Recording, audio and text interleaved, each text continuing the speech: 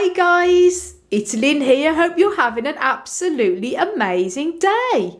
Now guys, I've got some amazing news here. Now as you can see on the table, I have a load of Kalanchoe marnieriana cuttings. And a load of the little leaves that came off the cuttings. And these cuttings are already rooted. And I'll tell you how I've got them. As you know, me and Hans love to go to the Botanic Gardens in Belfast and visit. And the last time we was there, we actually saw one of the guys who works there. He's a gardener. And he recognised us from the video. And he said to me, I remember you made a video on the Botanic Gardens. I said, oh yes. And I said to him, I have lots of cacti and everything like that. And I happened to comment on this Kalanchoe because there's a lot of succulents in flower. And this is actually a Kalanchoe marnieriana. And it's a little bit like the mother of thousands in the sense it's a bryophyllum, which means that once the leaves, say a leaf like this, is actually put on top of the soil, it should actually form little babies around the edges. They will root, the original leaf will die back, and the plant will take over. But unlike the mother of thousands, this does not grow the babies on the leaves when the plant is whole, only if the leaves fall off. Which is interesting because obviously with a lot of succulents, you put the leaf and it will start to root and form a little baby, and then this original one will come back. This actually has the babies all around the leaves. And that's what makes it slightly different to other Kalanchoes. But unlike the mother of thousands type of Kalanchoes, they do not have the babies on when the plant is actually as it is there, only when the leaves fall off. So that's really interesting.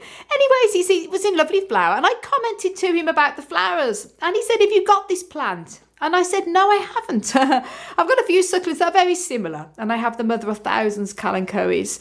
And a lot of Kalanchoes in our collection. We haven't got this particular one. So he said, well, I need to give it a bit of a trim anyway. So he went over, cut some cuttings off and handed them to me. He says, you're very welcome to take these home and pot them up. So isn't that amazing, guys, to be given these from the guy actually the Botanic Gardens, and actually from the Botanic Gardens, which is amazing.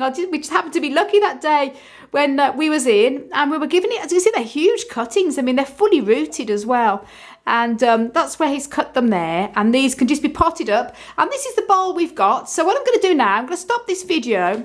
I'm actually going to make a few more holes. I'll probably get Hans to, he's stronger than me. A few more holes in here, so the extra drainage, because there's only 2 holes here. And as you know, cacti succulents need excellent drainage. And I'm going to probably put extra perlite in the mix.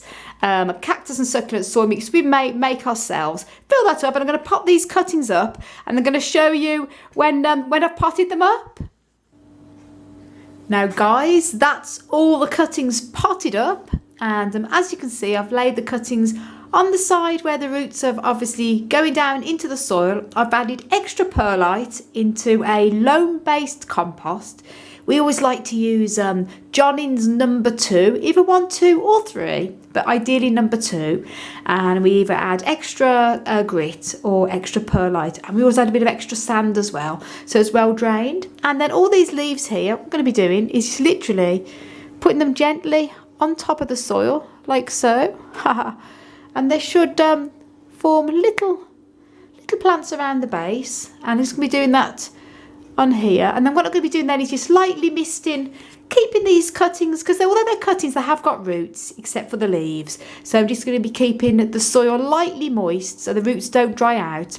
But obviously it is winter here in Ireland, in Northern Ireland. So obviously I'm not going to be heavily watering, but this is a winter grower, as you can see why it's in flower.